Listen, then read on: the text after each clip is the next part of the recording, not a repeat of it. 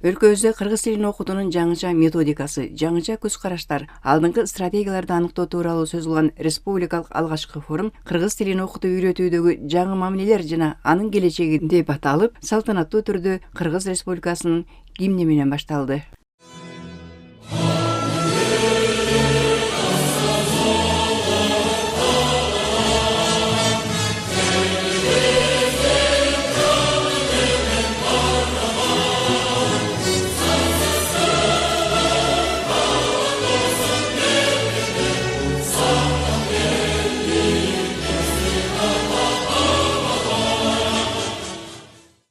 Кыргыз халкынын көкүрөгүндө көйгөйлөрдү козгогон мындай кереге кеңешти мамлекеттик тилди өнүктүрүү жана тил саясатын өркүндөтүү программасын ишке ашыруунун алкагында Кыргыз Республикасынын Билим берүү жана Илим министрлиги, республикалык педагогикалык кызматкерлердин квалификациясын жогорулатуу жана кайра даярдоо институту, мамлекеттик тил жана тил саясаты боюнча улуттук комиссиясы биргелешип уюштурган. Форумга мамлекеттик мекемелердин кызматкерлери, региондордон чакырылган кыргыз тили жана адабияты мугалимдери, коомдук уюмдар катышып, кыргыз тилин өркүндөтүүдөгү негизги көйгөйлөрдү чечүүнүн жолдору боюнча ой бөлүшүштү. Адистер кыргыз тили көркөм адабияттын тили катары гана калыптанып, ал кандайдыр бир илимдин тилине, маданияттын тилине, азыркы технологиянын тилине айланбай жаткандыгын байкашкан.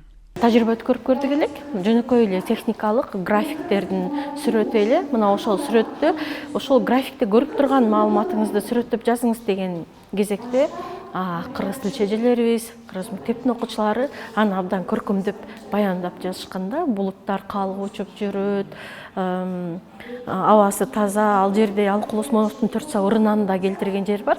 Болгону ал предметтик сүрөт эле, анда атмосфера, гидросферанын сүрөтү жана алардын деңиз деңгээли боюнча жайгашышы эле. Мына ушундан улам бул тил деген окуучуларда ушундай түшүнүк калыптанып калды да, кыргыз тилинде мыкты сүйлөгөн адам бул сөзсүз макал кошкон, фразологизм кошкон, көркөмдөсө гана мен кыргыз тилинде мыкты сүйлөгөн адам болом. Бирок аны күнүмдүк эле карым катнашта, баарлашууда, ошону менен катар илимди кыргыз тилинде айтуу, коммуникациянын түрүнө кирүү, эне тилинде анализдей алуу, маалыматты синтездей алуу, өзүнүн тыянагын чыгара билүү, бул кандайдыр бир башка этап катары калыптанып калды да. Тилекке каршы мектептерде мугалимдер, окутуучулар тарабынан жанагы эрежелерге багытталган билим берүү системасы болуп атат да. Ошол эле зат атуучунун эрежесин айтат, эшиктин эрежесин айтат. Анан жашоого чыкканда күнүмдүк турмушта эч колдонулбай, ошол себептен мындай билимге, кыргыз тилине кызыгуусу төмөн болуп атат да. Жогорку окуу жайга барганда деле ошол кайталанып атат. Эгерде биз мектептерде функционалдык сабаттуулук менен билим бере турган болсок, сөз кызыктуу болмок. Андан кийин жогорку окуу жайга барганда бул кесиптик кыргыз тили окутулса, мисалы дарыгерлерге бул ошо иштей турган жумушундагы билимдер берилсе, экономисттерге ошол эсеп, сандар боюнча билим берилсе, алар дагы өзүнүн жашоосунда, турмушунда пайдалана кете турган билимди алып, анан кесиптик кыргыз тили катары үйрөнүп чыкса деген ойда. Мектеп окуучуларына кыргыз тилинин грамматикасы терең окутулганы менен балдардын сүйлөө ичинде турмуш менен байланышкан гана сөздөр колдонулат. Мугалимдердин айтымында азыр окуучулардын кыргыз тилине кебинин лексикалык кору жарды. Бул орус тили басымдуулук кылган шаарда эле эмес, элеттеги балдардын арасында да ушундай көйгөй бар. Бул көйгөйдү жоюунун жолдору катары Алай районундагы Кадыр Мамат Султанов атындагы номер 11 мектептин мугалими Толкун Бегалиева өзүнүн грамматика менен кепти айкалыштырып окутуунун ыкмасы деген эки эксперименталдык тажрыйбасын Билим берүү министрлигине бир топ жылдан бери сунуштап келет. Күнүмдүк тиричиликтин деңгээлинде сүйлөшүү болуп атат да. Маданий деңгээлде, саясий деңгээлде, илимий деңгээлде 11 класстын окуучуларынын арасынан деле 2-3 чыкса чыгат, чыкпаса жок да. Китептердеги тексттерди окуп жатып, айрым сөздөрдү бүгүнкү окуучулардын түшүнбөй жатканын көрүп атам да. Анан мен аны сөздүктөрдөн карап, кайрадан турмуштан алып ушинтип түшүндүрөм да, ошондо тил жоготуп баратканы байкалат. Менин усулум машыктыруучу усул да. Машыктырууга муктаж бүгүнкү окуучучу. Ошентип өтсөк, биз тилибизди сактап калабыз деген сунушту киргиздим. Мисалы, сүйлөмгө мүчө боло албаган сөздөр деген тема бар да, 12 саатка берилген. Анан ушул 12 саатты мен биринчи саатында эле бардыгын толук түшүндүрүп туруп, атайын ыкма менен. Анан балдар китепканага барышып, китептерди тандап алышат да. Менин окуучуларым болсо дүйнөлүк адабиятты окушат. Дүйнөлүк адабияттардан китептерди алышып, окушуп, өздөрү тандашып. Анан презентация ооз эки кеп, Андан кийин баягы сүйлөмгө мүчө боло албаган сөздөрчү, каратма сөз, киринди сөз, сырдык сөздөрдү 2-3 баракка жазышат да. Грамматика өзүнөн өзү ишке ашат. Ошондо мен кайра текшерүү иш алганда балдардын билим сапаты 90%ге чейин.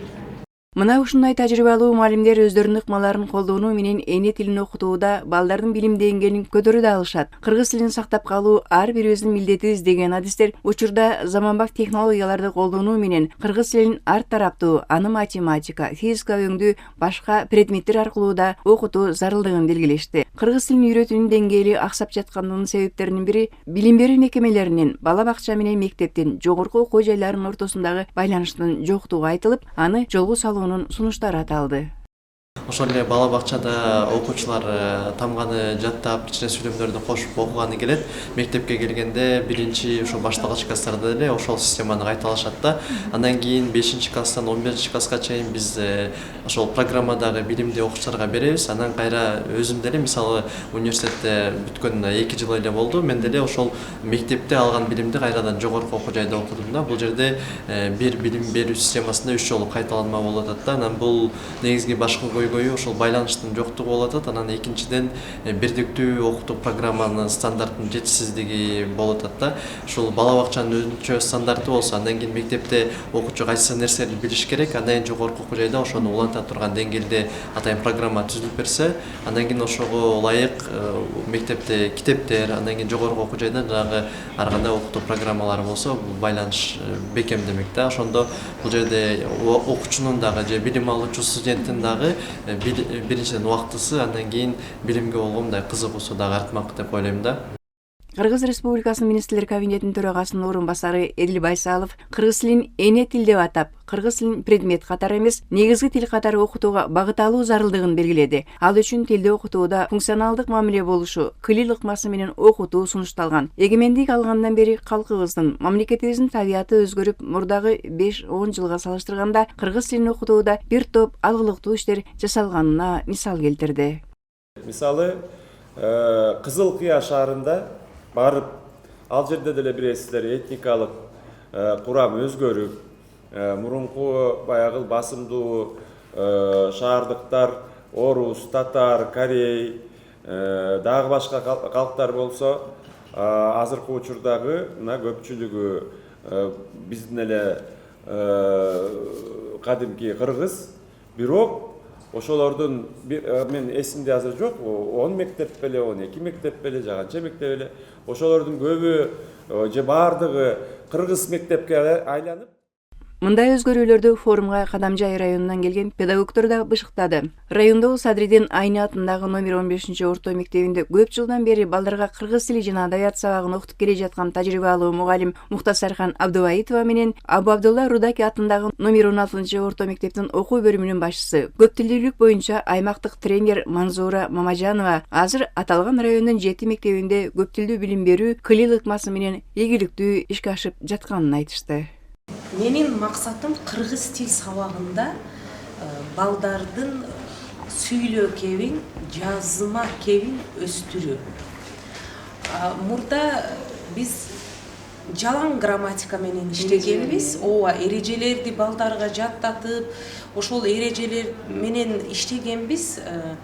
Мына 8 жылдан бери болсо, жаңы китептер чыгып, ошол китептер дагы коммуникативдик методикага багытталган китептер. Бул китептерде балдар өзүнөн өзү коммуникацияга, баарлашууга чыгат. Сүйлөбөй калган бала класста жок болот да.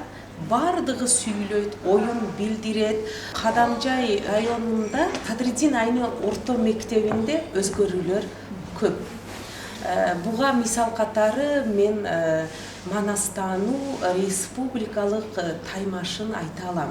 Анткени биздин окуучуларыбыз ушул таймашта 3 жылдан бери жигердүү катышып, байгелүү орундарды багындырып келишүүдө. Алектан арасында сиздин эмгегиңиз чоң, сиздей мугалимдердин эмгектери чоң. Ооба, ал ийгиликтин артында мектептин директору турат, Кадамжай районунун билим берүү бөлүмүнүн жетекчилери, адистери турат. Улуу устатыбыз Мариям Гапировна чындап ошол эжекенин дагы эмгеги көп. Исакова Буайша эжеке деген, Хасан Худжаева, Манзурахон Курбаналиевнанын эмгеги чоң. Мындан сырткары биздин мектепте кыргыз тилчилер бир жакадан баш, бир жеңден кол чыгарып иштейбиз. Мисалы биздин мектеп клил методикасы менен иштейт. Биз дагы көп тилдүүлүк программасына кошулуп калганбыз. Биздин балдар азыркы күндө кыргыз тилге аябай кызыгып калышты. Ишенсеңиз, ишенбесеңиз, ушул биздин мектепке барсаңыз, 1-класстан баштап 11-класска чейинки окуучулар манас боюнча окушат да. Ушунчалык балдардын кызыгуусу китеп окууга чоң. Биздин мектепте окутуу тили 4 процессте ишке ашат. Тажик тили, өзбек, кыргыз, анан орус тилдеринде балдарды окутабыз. Систем менен иштеп жатабыз. Балдарды окутканыңызга канча жыл болду? Балдарды окутканыма 22 жылга жакындап калды. Тажрыйбаңыз чоң экен. Кадамжай районунда 7 мектепте көп тилде билим берүү ишке ашып жатат. Алар клил методикасынын негизинде клил методикасында иш алып барышат. Дагы бир канча предметтерди тандап алышып, ал предметтер ошол тажик, өзбек тилдүү класстарда кыргыз тилинде алып барылат. Бул болсо окуучуларыбызды, бүтүрүүчү окуучуларыбыз алдында турган жалпы республикалык тестирлөөдө жакындан жардам берип келүүдө. Азыр салыштырып карасак, салтуу окуган класстар менен ушул клил методикасында окуган балдарыбыздын жыйынтыгы жакшы болуп, окуучуларыбыз ушул жалпы республикалык тестирлөөдө жогорку упайларга ээ болуп, мамлекеттин эсебинен окуп калышты. Бул багытта Билим берүү жана Илим министрлигинде билим берүү системасын жалпы орто билим берүү мектептеринде стандарттарды 12 жылдык окуу мөөнөтүнө өткөрүү менен өзгөртүү каралган. Мында кыргыз тилинде кантип окутуу деген маселе бар. Муну адистердин айтымында китептерди, колдонмолорду англис тилинен кыргыз тилине түз которуп, дүйнөлүк ыкманы колдонуу менен жеңилдетүүгө болот. Болбосо орус тилдүү мектептерде кыргыз тилин 11 жыл окуса да окууну кыргызча сүйлөй албай бүтүшкөн. Же ошончо жыл англис тилин окуп, бүтүрүүчүлөр англисче сүйлөй алышканда жок. Ошол бизде Сингапур менен түзүлгөн STEM багытындагы китептерден 32 китеп кыргыз тилине которулуп, жалпы билим берүү системасына апробация киргизүү максатында 1-2 жылга даярдык менен базистик окуу планы боюнча бизде 129 китеп бар, анан 32 эле азыр STEM багытында болуп атат. Калган 86 китепти биз улуттук контенттеги китептердин баарысын биз ошол ыкмада кайра жасап чыгуу керекпиз. Келгиле биз кыргыз тилин окутууда дагы дүйнөлүк методиканы колдонуп, ошонун эң алдыңкы технологиянын жардамы менен биз электрондук багытта иштеп чыгып, окуучулардын өз алдынча иштөөсүн өнүктүрүү менен биз ийгиликтерге жетебиз деген жеке оюм бар.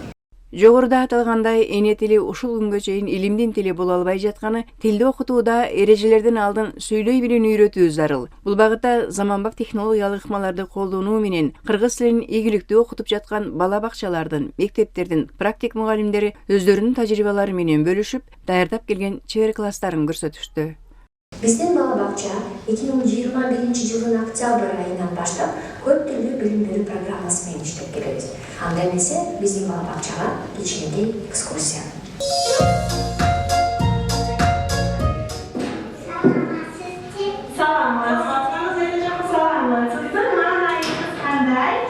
Жакшы, боягасаңбы? Бул эмне экен бата? Алма качырсың?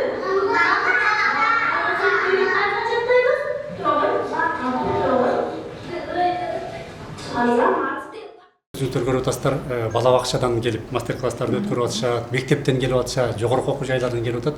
Анан ошол мектеп, бала бакча, жогорку окуу жайынын ортосунда ушул биздин жетишкен тажрыйбабызды жалпысынан Кыргызстан боюнча жайылтсак деген оюбуз бар да. Дагы бир өзгөчөлүгү биз бүгүн форумду өткөрүп атканда биз кыргыз тилди окутуунун өзүнчө деңгээлдери бар. 3 баскычы бар да. Биринчиси бул тилдин эл алкагында калуу. биз Кыргызстан көбүнчө ошонун алкагына чыга албай атабыз. Экинчиси бул тилди башка окуу предметтери менен журулуштуруп окутуу. Клил методикасы дүйнөдө абдан популярдуу методика. Анан үчүнчүсү бул тилди окутууну кадимки жашоо менен, турмуш менен байланыштыруу. Баланын жашоосу менен, баланын эртеңки келечеги менен байланыштыруу деген бул үчүнчү чоң деңгээл, бул функционалдык сабаттуулук деңгээли. Бүгүн биз абдан көп сөз кылып аткан жана пизага даярдык деген маселеде дагы ушул деңгээлге чыгат да. Эне тилин окутууда бир топ өзгөрүүлөр, жылыштар болгону менен дагы эле иштелип чыкчу маселелер арбын. Бул багытта форумдун ар бир катышуучусу ойлорун ортого салып, сунуш пикирлерин айтышты. Аларды чечүүнүн жолдору талкууланды. Бакчадан тартып жогорку окуу жайларында эне тилин окутуу боюнча алдыңкы педагогдордун өрнөктүү тажрыйбаларын кеңири жайылтуу милдети каралды.